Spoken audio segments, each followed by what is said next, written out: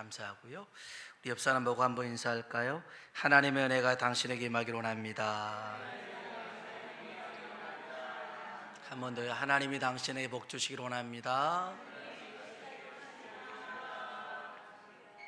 여러분의 인생을 의미 있게 그리고 행복하게 살아가시길 주의 이름으로 축원합니다.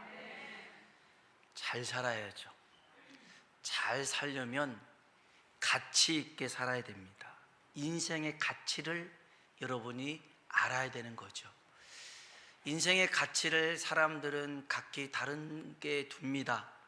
어떤 사람은 인생의 가치를 돈에 두기도 하고요, 건강에 두기도 하고요, 또 가족에 두기도 하고 자기 자신에게 두기도 합니다. 여러분, 우리의 가치는 얼마나 될까요? 우리 몸값 한번 이렇게 제가 검색해 보니까요, 간, 신장, 각막 이런 것들 다 따져 보니까 한 수십억 원 되는 것 같더라고요. 그래서 야, 수십억 원 되는 몸값이구나 생각했는데, 근데 어떤 분야에서 성공한 사람의 몸값이 있죠. 축구 선수 중에 음바페라는 그런 선수가 있는데요, 이 선수의 몸값이 1조랍니다. 1조. 어마어마하죠. 여러분, 세계 부자 1위가 누군 줄 아십니까? 일론 머스크인데요, 가지고 있는 돈이 255조 4천억이래요. 뭔 돈이 이렇게 많은지. 이 사람들은 그 돈을 세는 숫자의 단위가 우리랑 다르다고 하더라고요. 우리는 1,000원, 2,000원, 3,000원 하는데 1억, 2억, 3억. 이제 이 사람들은 뭐 더 많겠죠. 뭐 100억, 1,000억 이렇게 시가 있죠. 한국 부자 1위는 누군 줄 아십니까? 여러분이라고 하면 할렐루야겠는데 한국 부자 1위는 삼성의 이재용 회장이 아니고요, 김병주라는 사람입니다. 아마 처음 들어본 사람이 많을 텐데, MBK 파트너스 회장인데요, 금융투자 회사입니다. 12조 8천억을 가지고 있습니다. 이 사람도 대단한 사람이에요. 10살에 미국으로 혼자 가가지고 거기서 이제 공부해가지고 했는데, 포항제철 포스코 박태준 그 회장의 사이라고 하더라고요. 여하튼 간에 이 사람이 한국 부자 1인데 12조 8천억이 있어요. 그런데 12조를 가지고 있던 255조를 가지고 있던 간에 인생의 가치가 돈에 있는 건 아닙니다. 왜냐하면 돈의 인생을 가치를 먹이는 사람은 가장 어리석은 사람이죠. 시편 146편 4절에 보니까요, 인생의 가치는 호흡에 불과하대요. 호흡에 불과하대요. 호흡이 끊어지면 흙으로 돌아가는 것이죠. 모든 생각과 계획은 다 없어집니다. 여러분은 얼마나 가지고 계세요? 한 1억, 10억, 100억 가지고 계십니까? 그게 의미가 없다라는 걸 제가 가르쳐 줄게요. 한번 코 한번 이렇게 잡아보세요. 입 다물고요, 숨 쉬지 마세요. 한 5분만 이렇게 있어 봅시다. 5분만. 한 10분 버티시는 분에게는 숨 제대로 안 쉬고 10분 버티신 분은 제가 10만 원을 드릴게요. 대신 책임지지는 않습니다. 오늘 이렇게 돌아가시면 이걸 순교라고 할 수도 없어요. 아무튼 여러분, 이게요, 아무리 100억을 가지고 있고 255조를 가지고 있어도요, 코 막고 10분을 못 견뎌요. 그게 인생이에요. 그게 인생이에요. 아니, 제가 잠자다가 코를 많이 골았는데 어느 날 숨쉬기가 너무 힘든 거예요. 야, 이게 가위 눌린 것도 아닌데 왜 이렇게 숨쉬기가 힘들까 하고 너무 힘들어서 눈을 떠보니까 저희 작은 애가 제 코를 이렇게 막고 있더라고요. 너무 코가 심하게 골아가지고 코를 이렇게 막고, 야, 그러니까 잠자다가도요, 야, 숨쉬기가 너무 힘들다 느껴졌어요. 여러분, 우리 인생이요, 이 호흡 하나에 전부에 달려 있어요. 그래서 여러분, 돈에 가치를 두고 성공의, 인기의, 권력의 가치를 두는 것은 어리석은 것입니다. 우리 호흡 그냥 5분이면 끝나버린 인생이잖아요. 이런 의미에서 본다면 인생의 가치를 영원에 두는 것이 마땅합니다. 잠깐의 인생 속에서 영원을 꿈꾸며 사는 것이 인생의 진정한 가치겠죠. 하지만 그 영혼도 건강하게 행복하게 슬픔도 아픔도 고통 없이 살아가는 것이 축복인 줄로 믿습니다. 고통이 영원합니다. 아픔이 영원합니다. 죽고 싶어도 죽을 수가 없는 영혼이라면 이건 저주고 재앙이겠죠. 사랑하는 성도 여러분, 예수님이 이 땅에 오신 이유가 뭘까요? 요한복음 3장 16절 한번 봅시다. 같이 한번 읽어봅시다. 하나님이 이처럼 사랑하사 독생자를 주셨으니 이는 그를 믿는 자마다 멸망하지 않고 영생을 얻게 하려 하심이라. 아멘. 하나님이 예수님을 이 땅에 보내신 것은요, 3장 15절에 보면 우리를 심판하기 위함이 아니라 우리를 구원하기 위함이고 영생을 주려고 오신 줄로 믿습니다. 우리는 분명하게 기억해야 됩니다. 여러분이 꼭 기억해야 될 말씀 히브리서 9장 27절입니다. 한번 띄워주실래요? 한 번 죽는 것은 정해진 것이요 그 후에는, 아멘, 한 번 죽는 것은 사람에게 정해진 겁니다. 이걸 비껴나갈 수가 없어요. 그 이후에는 뭐가 있습니까? 심판이 있습니다. 심판. 어떤 심판이냐면 요한복음 5장 29절입니다. 읽어봅시다. 선한 일을 행하는 자는 생명의 부활로, 악한 일을 행하는 자는 심판의 부활로 나오리라. 아멘. 선한 일을 행한 자는 어떤 부활로요? 생명의 부활로. 악한 일을 행한 자는요, 심판의 부활로. 아하, 죽으면 끝이 아니라 죽음 이후에 생명의 부활도 있고 심판의 부활도 있더라는 것입니다. 여기서 선과 악은요, 우리가 선행을 하고 착한 일을 하고 의로운 그런 게 아니라 하나님 말씀대로 사는 게 선입니다. 예수님을 믿는 게 선인 줄로 믿습니다. 그래서 우리는 기억해야 됩니다. 아, 죽음이 끝이 아니구나. 죽음 이후에는 영생이 있고 영벌이 있구나. 그러기에 우리는 저 천국의 소망을 두고 살아야 될 줄로 믿습니다. 이게 가장 지혜롭고 가치 있게 인생을 사는 방법입니다. 오늘 우리가 읽었던 본문 고린도전서 1장 18절에 보면 복음의 가치가 나옵니다. 이걸 십자가의 도라고 그러는데요, 우리 한번 18절 말씀 읽어봅시다. 십자가의 도가 자들에게는 미련한 것이요 구원을 받는 우리에게는 하나님의 능력이라. 아멘. 십자가의 도, 복음입니다. 이 복음이 멸망하는 자들에게는 미련한 것이지만 구원을 받는 우리에게는 하나님의 능력이 된 줄로 믿습니다. 여러분, 십자가가 무엇입니까? 나의 죄값을 예수님이 대신 치른 것입니다. 십자가는요, 더 이상 그 누구도 나의 죄를 물을 수 없는 것입니다. 십자가는 하나님이 나의 죄를 위해 죽으신 곳이 십자가인 줄로 믿습니다. 이 십자가의 도, 복음을 믿는 자는 구원을 받습니다. 여러분, 나를 위해서 십자가에 죽으시고 부활하신 예수님을 믿는 자는 천국을 얻게 될 줄로 믿습니다. 너무 쉽지 않습니까? 너무 간단하지 않습니까? 그래서 어떤 사람들은 예수님 믿으면 천국 간다, 이거 너무 값싸게 여깁니다. 싸구려로 여깁니다. 떠리로, 덤으로 여기는 사람들이 있습니다. 그러지 않습니다. 여러분, 구원을 위해서 모든 것을 하나님이 하셨습니다. 그리고 우리는 하나님이 하신 일을 믿기만 하면 될 줄로 믿습니다. 저는 자동차를 운전할 수 있습니다. 저는 컴퓨터를 할 수 있습니다. 저는 스마트폰도 할 수 있습니다. 그런데 저는 자동차를 만들지 못합니다. 저는 컴퓨터를 만들지 못합니다. 저는 스마트폰을 만들지 못합니다. 그 자동차나 노트북이나 컴퓨터나 스마트폰 그 모든 기능도 저는 다 이해하지 못합니다.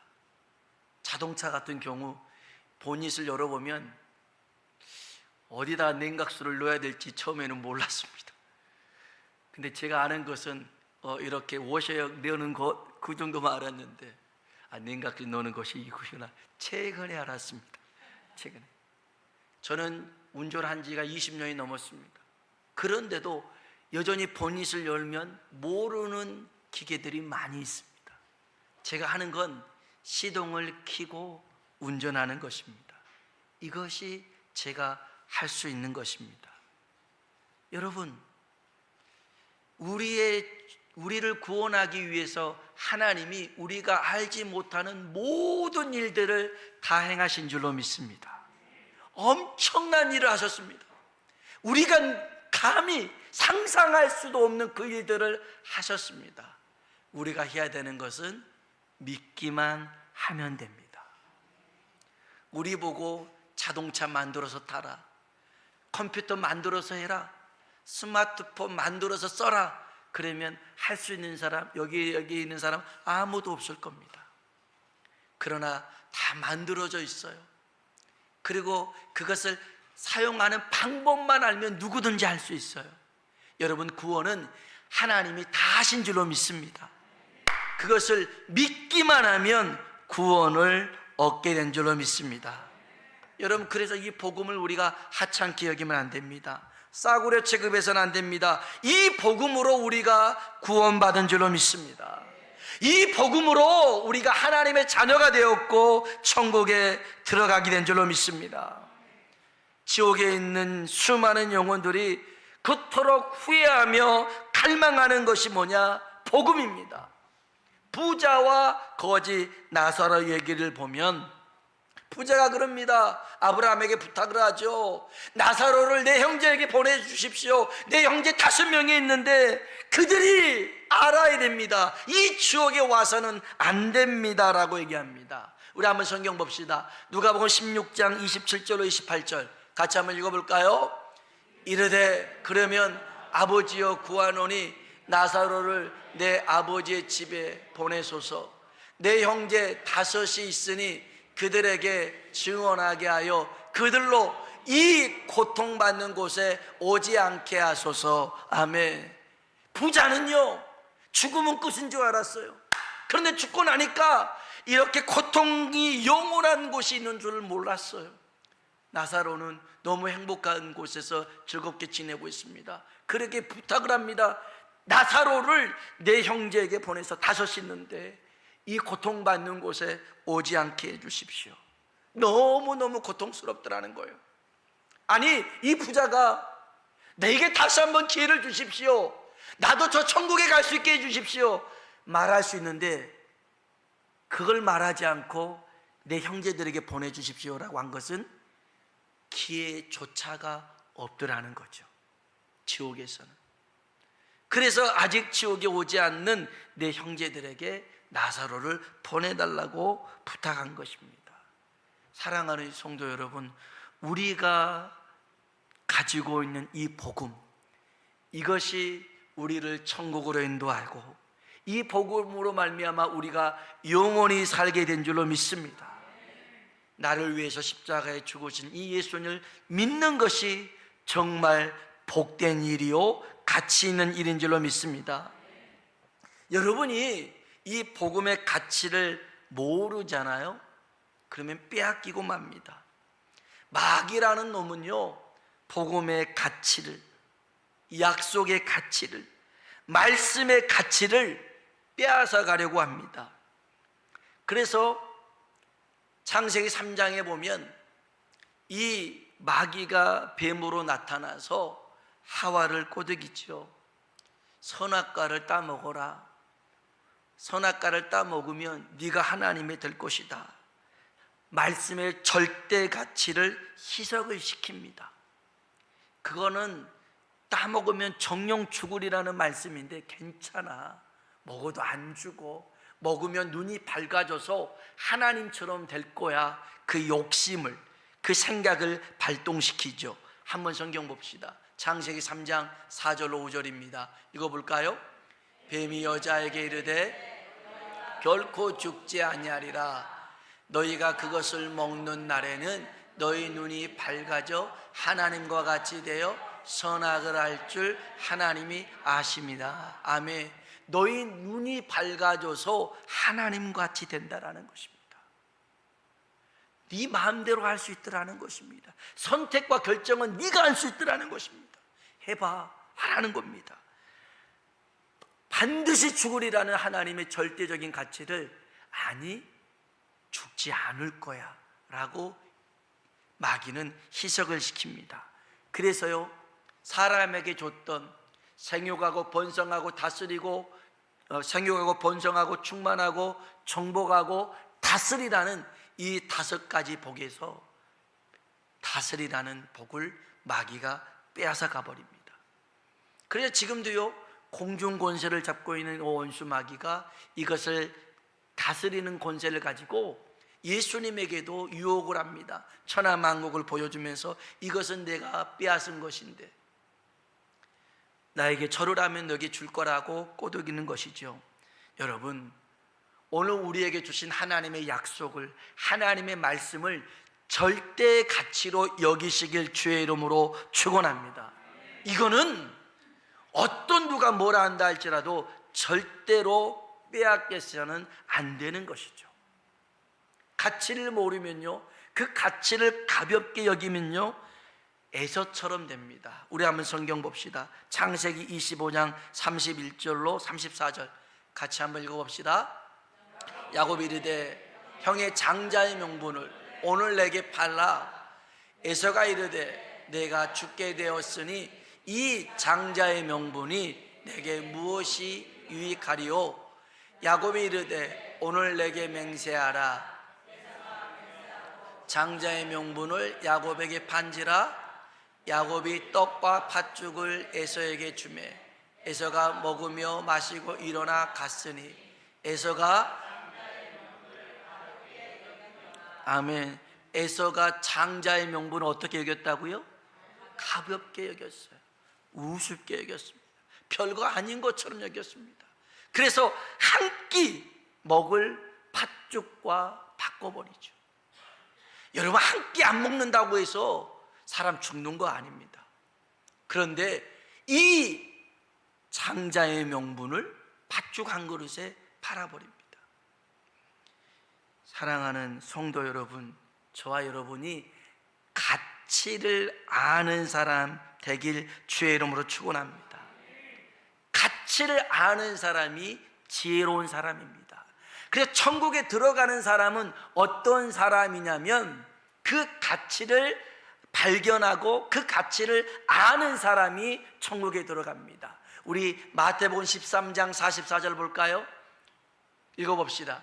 천국은 마치 밭에 감추인 보화 같으니 이를 발견한 후 숨겨두고 기뻐하며 돌아가서 자기의 소유를 다 팔아 그 밭을 사느니라. 아멘. 천국은 마치 밭에 감추인 뭐와 같아요? 보화와 같습니다. 그것을 발견했어요. 그리고 자기의 모든 소유를 다 팔아서 보화가 담겨있는 그 밭을 삽니다. 근데 이것을 발견했는데 보화로 여기지 않으면 그냥 묻어두고 가버립니다. 그런데 이 보화의 가치를 발견할 수 있는 눈이 있더라는 것입니다. 오늘 저와 여러분에게도 이러한 은혜가 있길 주의 이름으로 축원합니다. 여러분, 이 예배의 자리가 얼마나 가치 있는 자리인 줄 아십니까? 하나님이 예배로 약속하셨고요, 예배를 통해서 우리에게 복을 주시마 약속하신 줄로 믿습니다. 여러분, 복을 받으려면 복 받을 자리에 있어야 될 줄로 믿습니다. 여러분, 기도하는 자리는 굉장히 복된 자리입니다. 하나님이 왜 쉬지 말고 기도하라고 하십니까? 쉬지 않고 우리의 기도에 귀 기울이시겠다는 것입니다. 우리를 괴롭게 하기 위해서가 아니라 네가 언제 어느 때든지 기도하면 내가 준비하고 있다가 듣겠다는 것입니다. 그게 쉬지 말고 기도하라는 뜻입니다. 순종하라는 이유가 무엇입니까? 하나님이 이미 준비해 놓으신 것을 주겠다는 것입니다.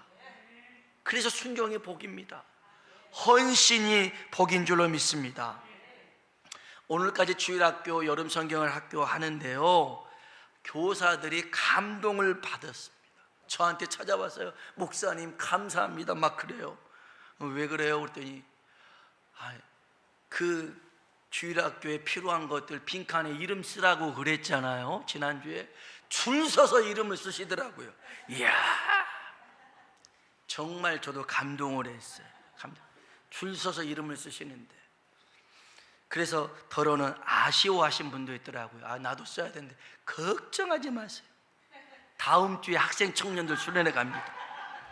네, 걱정하지 마세요. 그 다음 주에 정견 수련회 갑니다. 여러분 이름 쓸 것 많아요. 아니 거기에다 이름 써야죠. 어디에다 이름 쓰겠어요? 아니 거기다가 그 학생 청년들 가서 하나님 만나는 그곳에서 거기에다가 헌신하고 후원하면요, 이 친구들이 하나님 만나봐요. 교회가 뒤집어지고 이 나라 이 민족이 뒤집어질 줄로 믿습니다. 아니 아까 김병주라는 사람, 여러분 저도 모르고 여러분도 잘 모르는 사람이었지만 10살에 혼자서 미국 갈 생각을 어떻게 했겠어요? 하버드를 나오고 공부를 열심히 해가지고 성공을 해요. 물론 돈의 가치에 그런 건 의미가 아니지만 그렇게라도 하나님께서 정말 하나님의 일을 위해서 여러 가지 일들을 다방면으로 일하실 텐데 거기에 쓰임 받아봐요. 그러면 거기에 우리 이름도 같이 들어가 있는 거예요. 여러분 그래서요, 적으세요. 거기에다 이름 적으세요. 여러분 그 직분의 타이틀이 있는 분들은 다 적으세요. 집사, 권사, 안수집사 다 적으세요. 다 적으세요. 제가 예전에 그 동안교회 김동호 목사님이 거기 그 담임 목사로 있을 때는요, 그 청년들 무슨 체육대회 하잖아요. 그러면 이 목사님이 거기 가서 앉아 있는데요, 그리고 그 전에 간구할 때 요번에 장로 받으시고 안수집사 받으실 분들은 알아서들 하세요. 여기 와서 눈도장들 찍으세요. 그런데요, 그러면 봉투를 들고 왔어요. 체육대회 하는데 거기다가 다 낸대요. 그럼 이름 다 적고 한대요. 그래가지고 청년들 다 준대요. 그러면 청년들이 얼마나 좋아하겠어요. 그러면 이분 나왔어요. 그러면 이분 도장 찍겠어요? 안 찍겠어요? 다 찍는다라는 거예요. 이게 우스운 얘기 같지만 그렇게 서로 섬겨주는 모습으로 교회가 건강하게 성장하고 부흥하더라는 거예요. 여러분 이런 수련회는 은혜 받으러 가는 게 맞습니다. 맞는데 은혜를 받으러 가지만 섬김 받으러 간다 생각하지 마시고요, 섬겨주러 간다 생각하시면 돼요. 왜냐하면 주님이 말씀하셨거든요. 섬김 받는 자보다 섬겨주는 자가 복이 있대요. 할렐루야. 여러분이 복이 있는 사람 되길 주의 이름으로 축복합니다. 여러분 복음의 가치를 소유하는 것으로만 만족해서는 안 됩니다. 십자가의 도로 복음으로 우리가 구원을 받았고 영생을 얻었지만 이것을 우리만 가지고 있는 것은 반쪽 복음입니다. 복음의 온전한 가치, 복음의 온전한 의미는 전할 때, 나눌 때, 전도할 때인 줄로 믿습니다. 우리 고린도전서 1장 21절 같이 한번 읽어보겠습니다. 하나님의 지혜에 있어서는 자기의 지혜로 하나님을 알지 못하므로 하나님께서 전도에 미련한 것으로 믿는 자들을 구원하시기를. 아멘. 하나님께서 이 세상의 구원의 방법으로 뭘 쓰셨냐면 전도에 미련한 것으로 믿는 자들을 구원하셨다 그랬어요. 전도에 미련한 것, 전도하는 것이 참 미련해 보입니다. 하나님 살아계십니다 하고 전도하는 것, 이거 참 미련해 보입니다. 여러분 하나님의 살아계시고 하나님의 능력이 있고 하나님이 지혜로운 것을 꼭 전도가 아니라 쉽게 하는 방법이 있을 거 아닙니까? 여러분, 하나님 전능하시니까 다니엘서 5장에 보면 벨사살이 잔치를 펼칩니다. 그때 사람의 손이 나옵니다. 사람의 손만 나와서요, 벽에 글씨를 씁니다. 메네메네 데겔 우바르신, 이게 씁니다. 사람들이 기겁을 합니다. 여러분 생각해 보세요. 갑자기 손이 쫙 나와서요, 저 벽에다가 메네메네 데겔 우바르신 하면 아마 놀래서 다 자빠질걸요? 다 도망갈 거예요. 이것처럼 하나님의 손이 쫙 나타나서 공중에다가 I am that I am, 나는 스스로 있는 것이다, 스스로 있는 자다, Trust me, 나를 믿어라, 이러면 사람들이 안 믿겠어요? 하나님의 모습이 쫙 나타났는데 다 믿을 것 아닙니까? 그리고 어느 누구도 반박할 수 없는 아주 논리적이고 아주 이해가 되어지는 그런 진리의 말씀을 딱 하면 그것을 읽는 자는 다 구원받는다, 이런 방법 얼마나 쉽습니까? 그런데 하나님이 그렇게 하지 않아요. 그렇게 하나님을 믿으라고 하지 않아요. 아니, 하나님이 만드신 이 천지 만물 중에 해와 달과 별을 조금만 움직여도 사람들이 다 놀랄 거 아닙니까? 아, 하나님 살아계시구나 할 거 아닙니까? 그렇게 하면 되죠. 그런데 하나님은 그런 방법을 쓰지 않고 전도의 미련한 방법을 들어서 하나님이 일하시더라는 것입니다. 왜 그럴까요? 한번 성경 봅시다. 22절로 24절입니다. 같이 한번 읽어봅시다. 유대인은 표적을 구하고 헬라인은 지혜를 찾으나 우리는 십자가에 못 박힌 그리스도를 전하니 유대인에게는 거리끼는 것이요 이방인에게는 미련한 것이로되 오직 부르심을 받는 자들에게는 헬라인이나 그리스도는 하나님의 능력이요 하나님의 지혜니라. 아멘. 22절에 보면 유대인은 뭘 구합니까? 표적을 구합니다. 무슨 말이냐면 하나님 살아계심을 보여줘봐라, 믿겠다는 것입니다. 하나님을 등장시켜봐라, 하늘에 불을 내려봐라, 그러면 믿겠다는 것입니다. 유대인은 표적을 구하고 헬라인은 뭘 찾아요? 지혜를 찾습니다. 이해시켜봐라, 설득시켜봐라, 논리적으로 얘기해봐라, 그러면 믿겠다는 것입니다. 그런데 하나님은 그렇게 어떤 표적을 보이고 논리적으로 이해가 되어서 믿게끔 하지 않고 23절에 보니까 우리는 십자가에 못 박힌 그리스도를 뭐한다? 전한다. 아멘. 이 예수님 믿기만 하면 구원받는다. 마치 광야에서 뱀에 물린 자들이 노뱀을 쳐다봐라, 그러면 살 거다. 이게 무슨 논리적인 얘기입니까? 뱀에 물려서 죽어가고 있는데 그까짓 거 쳐다보면 살겠습니까? 근데 믿고 쳐다본 자는 산 줄로 믿습니다. 예수님도 마치 장대에 매달린 노뱀과 같이 십자가에 매달리셔서 그를 믿는 자는 구원을 얻는다라고 얘기합니다. 베드로전서 2장 7절에 보니까 예수 그리스도는요 우리의 구원이고 우리의 보배가 된다라고 얘기합니다. 한번 성경 봅시다. 읽어봅시다. 그러므로 믿는 너희에게는 보배이나 자에게는 건축자들이 버린 그 돌이 모퉁이의 머릿돌이 되고. 아멘. 건축자들이요 돌이 쓸모없는 돌, 그래서 버립니다. 아무짝에 쓸모없는 것처럼 보이는 그 돌을 하나님은 머릿돌, 모퉁이돌로 만드셨습니다. 여러분, 세상 사람들이 봤을 때 예수 믿는 것이 의미 없어 보이고 가치 없어 보이고 또 교회를 다니고 이런 것들이 정말 볼품없어 보여도 믿는 우리에게는 구원이 되어서 하나님의 자녀가 되고 천국 백성이 된 줄로 믿습니다. 이제 우리가 해야 될 것은요, 이 복음의 가치를 온전하게 증명하기 위해서 이 복음을 전해야 되는 것입니다. 왜냐하면 전한 복음으로 우리가 구원받았기에 이제는 이 복음을 힘써 전해야 될 줄로 믿습니다. 하나님이 아름답게 우리에게 여기시는 것 중에 발이 있는데요, 성경 로마서 10장을 봅시다. 로마서 10장 한번 여기 있을 겁니다. 띄워주세요. 로마 10장 읽어볼까요? 누구든지 주의 이름을 부르는 자는 구원을 받으리라. 그런즉 그들이 믿지 아니하는 이를 어찌 부르리요? 듣지도 못한 이를 어찌 믿으리요? 전파하는 자가 없이 어찌 들으리요? 보내심을 받지 아니하였으면 어찌 전파하리요? 기록된 바 아름답도다. 좋은 소식을 전한 자들의 발이요 함과 같으니라. 아멘. 하나님이 아름답게 여기시는 것은 좋은 소식을 전하는 자들의 발이라는 것입니다.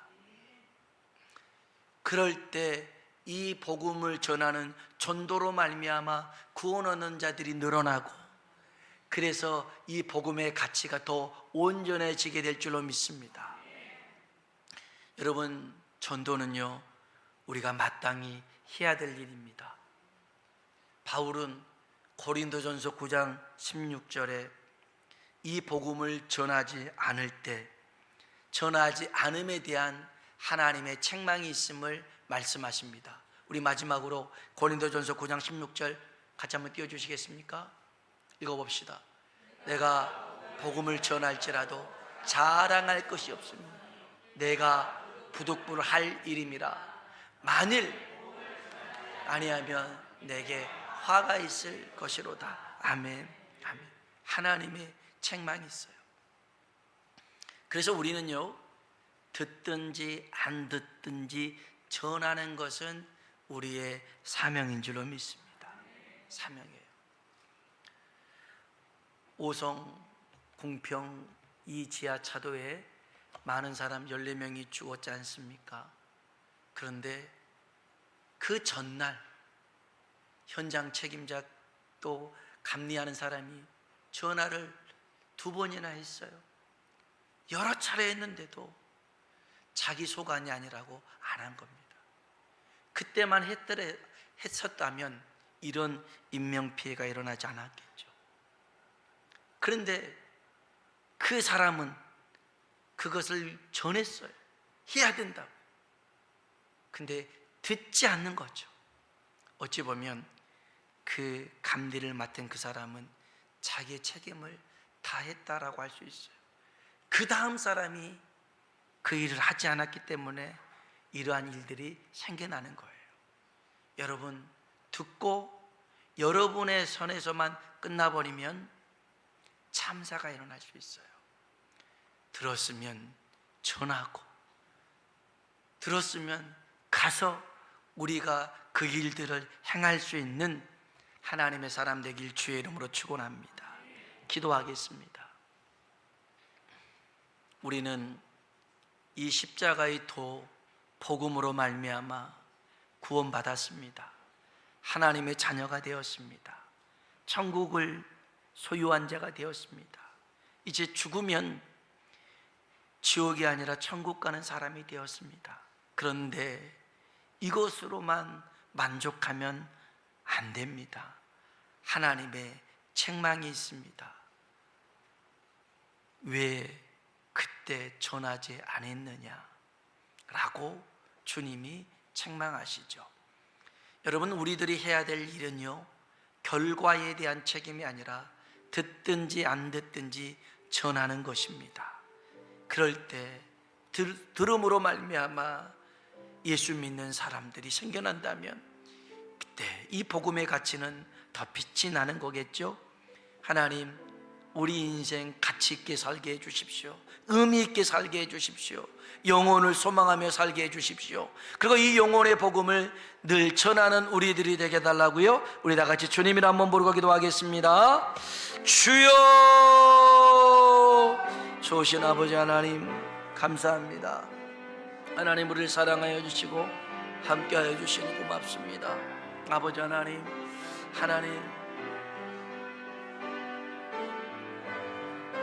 주님이 우리를 사랑하여 주셔 십자가에 죽으시고 우리 죄를 대신하시고 우리를 구원하여 주심은 아버지 하나님, 우리가 이제는 죽어서 영벌이 아니라 영생을, 저 천국을 우리에게 주기 위함인 줄로 믿습니다. 그러나 그것이 다만 우리만 누리라는 것이 아니었죠.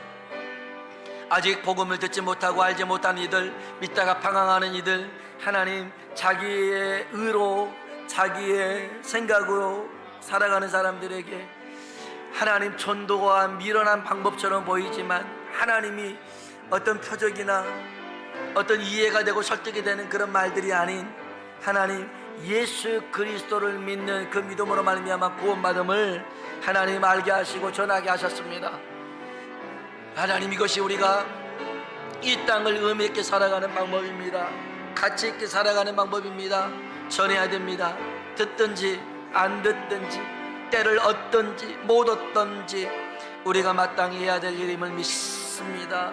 아버지 하나님, 아버지 하나님, 주님 하나님, 아버지 하나님, 아버지 하나님, 아버지 하나님, 아버지 하나님, 할렐루야. 아버지 하나님, 아버지 하나님, 감사합니다. 감사합니다. 감사합니다. 힘써이 복음을 전해 하나님의 사람 될 수 있도록 하나님 역사하여 주시옵소서. 아버지 하나님, 아버지 하나님, 주여 주여 주여 주여 하나님, 아버지 하나님, 아버지 하나님, 주님 아버지 하나님, 아버지 하나님, 아버지 하나님, 아버지 하나님, 하나님 하나님, 아버지 하나님, 주님 주님 주님 감사합니다. 아버지 하나님, 우리를 아버지의 복음의 전도자로 세워주셨습니다. 이 전도의 사명은요, 아버지 하나님 어떤 누구에게만 있는 게 아니라 우리 모두에게 주신 것입니다. 아버지 하나님은 땅끝까지 이르러 내 증인 되리라는 삶을 아버지 하나님, 아버지와 아들과 예수의 이름으로 성령을 세례를 베풀고 아버지 하나님 모든 사람을 가르쳐 지키게 하라는 것이 우리에게 주신 사명입니다. 아버지 하나님의 복음을 아버지 하나님을 잘 감당하는 우리들이 될 수 있도록 하나님 역사하여 주시옵소서.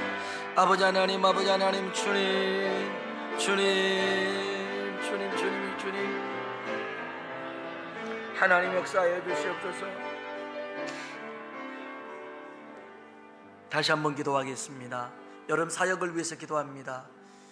이제 우리 주일학교 여름 성경학교 오늘 끝나고요, 다음 주는 학생 청년 수련회가, 그 다음 주에는 정교인 수련회가 있습니다. 이번 여름 사역에 하나님께 주셨던 은혜, 그 말씀은 내가 만난 하나님, 나를 만나 주신 하나님입니다. 하나님을 만나면 인생이 변합니다. 달라집니다. 전에 우리가 알지 못했던 놀라운 일들이 펼쳐지게 될 줄로 믿습니다. 하나님 만나는 수련회가 되게 해주십시오. 하나님 꼭 만나서 내 인생의 비포와 애프터가 분명하게 구별되어지는 그런 수련회가 되게 해달라고요. 또 많은 이들이 이 일에 동참하게 해달라고요. 다 같이 한번 기도하겠습니다. 참 좋으신 아버지 하나님 감사합니다. 하나님,